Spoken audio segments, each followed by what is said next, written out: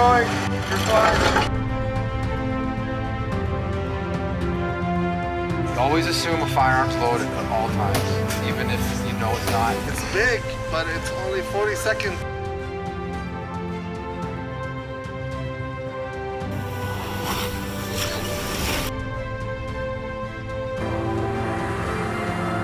What, steel toe?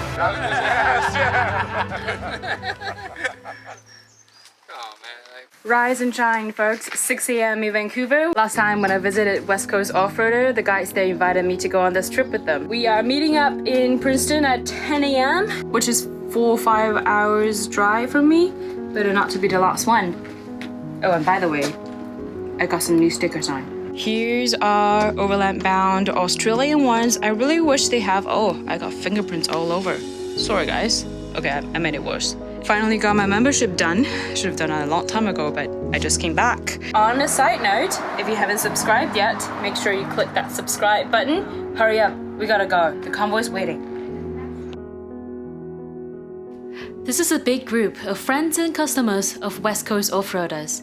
The plan was to drive through Whipsaw in reverse direction. It's already mid-June. Technically, Northern Hemisphere should start to warm up by now. Prior to this trip, we've heard of snow still being present in Whipsaw. I personally had a little concern about cold camp nights, but everyone's so pumped to hit the trail, and the next thing you know, I've packed a propane heater and my new heated jacket. Came prepared. 15 four-wheel drives lined up at trailhead. After airing down my own tires, we helped each other out, especially the ones that never aired down before. Always air down your tires, folks. It gives you bigger contact surface with the ground and help you grip better. Plus, it absorbs bumps, which makes your ride on the FSR much more comfortable. Taking this smaller trail and just keep heavy falling tree blocking your road.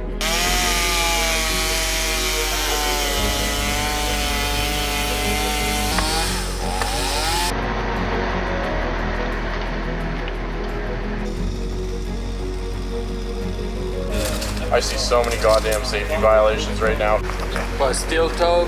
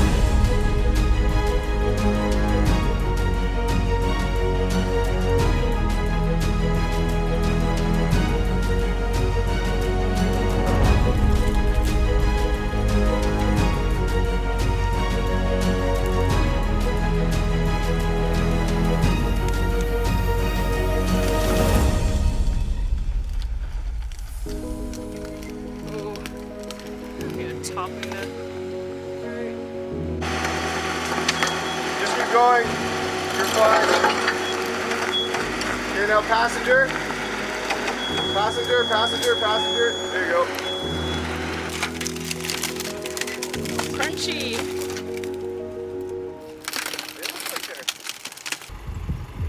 Soon we had our first flat tire. When passing through narrow spots with wood stumps around, gotta pay extra attention on those sidewalls. Couple plugs in, it seems to be holding air. Thanks to the group effort, we hit the road again towards our campsite at Lodestone Lake. I don't know, like, if you guys feel like camping in mud. You and I could go for a quick drive and see if we find anywhere dry around here.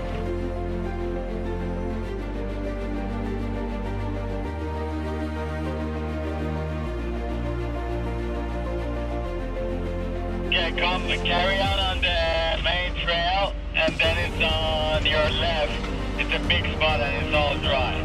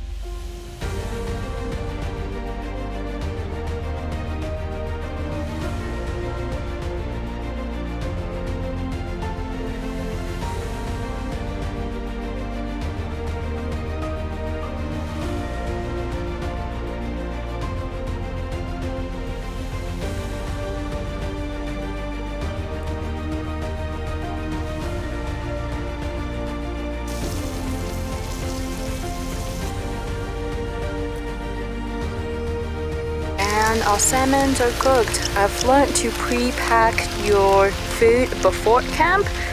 Makes your camp life way easier and then get to eat way faster. After dinner, I asked Kani to set up his Magellina rooftop tent.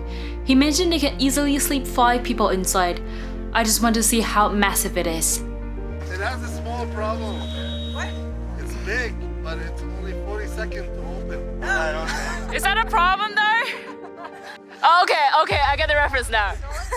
I'm a little slow. Action! Let's unclip it first. Okay, unzip it. We have to unzip it.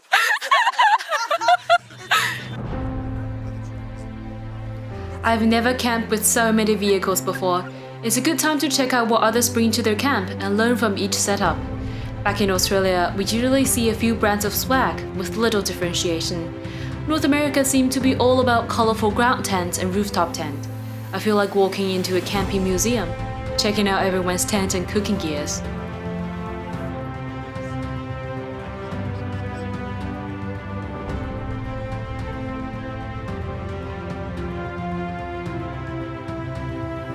You always assume a firearm's loaded at all times. And even of if course, you know there's it's not. always someone in the crew bringing guns. Wow. Shane, thanks for letting me try this one. I think I know what I want to get now.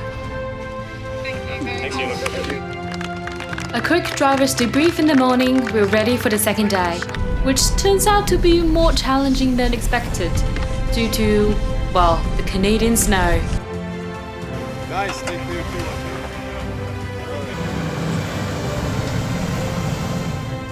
Go back. Bump it. Whoa, okay. Yeah, that's it. Here we go.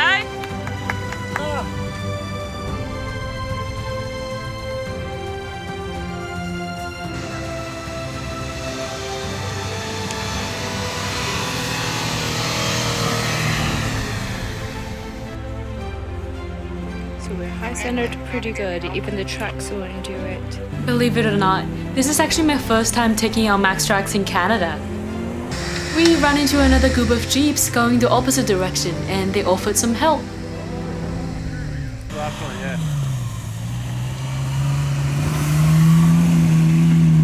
Oh, and he's got the tires too, man. Yeah. Wow. There it is. There it is. Stay on it.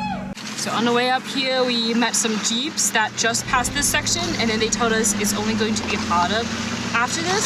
So just a few of us are going to scout it out and see if it's feasible for all of us to try. Bubba, This can is you hear me?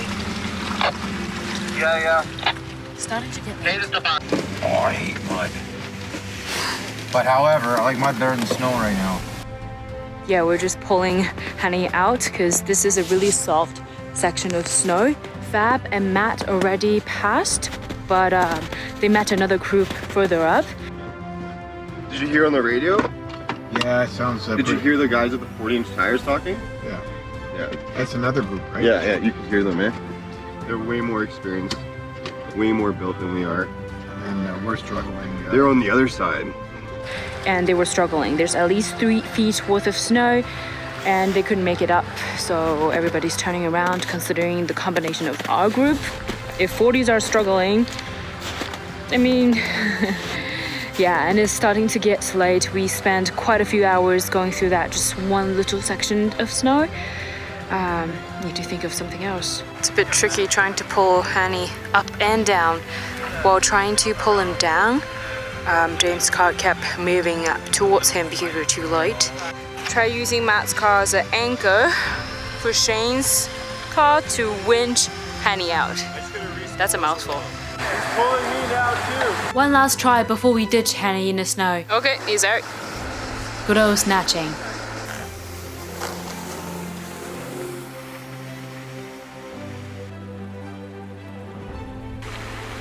Part of the group decided to head back to the city, while the rest of us came back to camp, settle down for a relaxing night.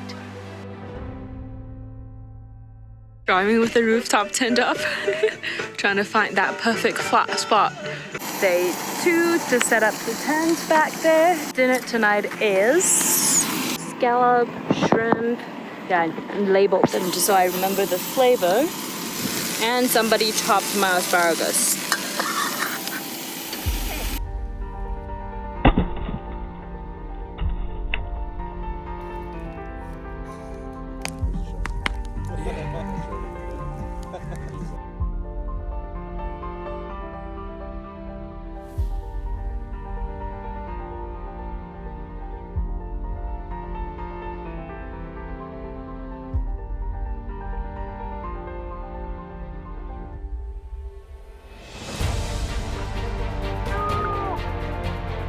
Oh my god!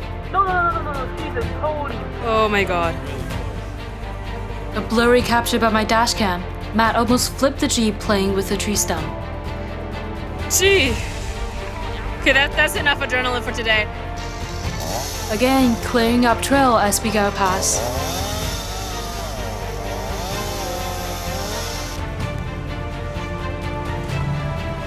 Come slowly. Slowly. Come, keep coming. I love the design of those. Yeah. Come, keep coming.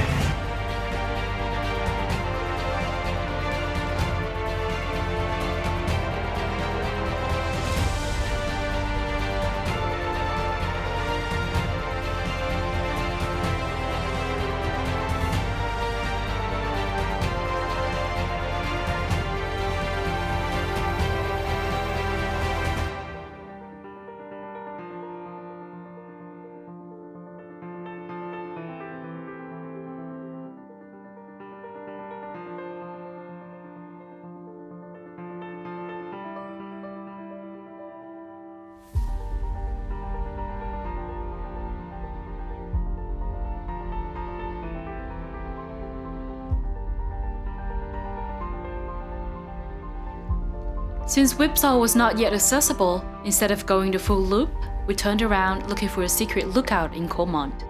Just as I start to relax, Matt ran himself into a pool of mud. As the first vehicle behind him, my brain has been overclocking since he rolled towards that direction. At that water level, mud will leak into the cabin in no time. Every second is critical.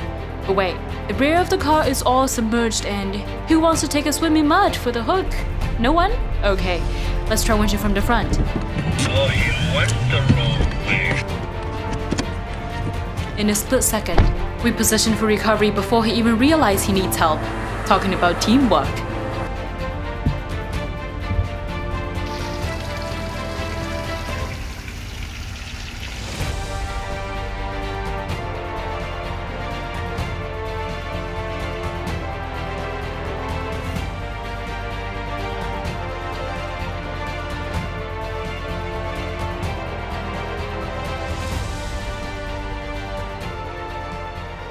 Things don't always go as planned.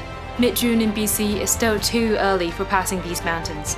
Like the two groups we met in the snow, many of us are itching, trying to be the first one going through Whipsaw of this season. Although a camping trip like this is not considered overlanding, I still hold the spirit that the journey is the primary goal.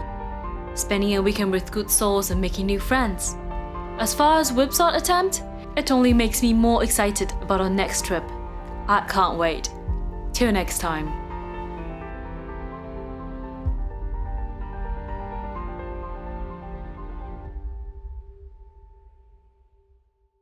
While waiting for everybody getting their cot together, you need to have lunch.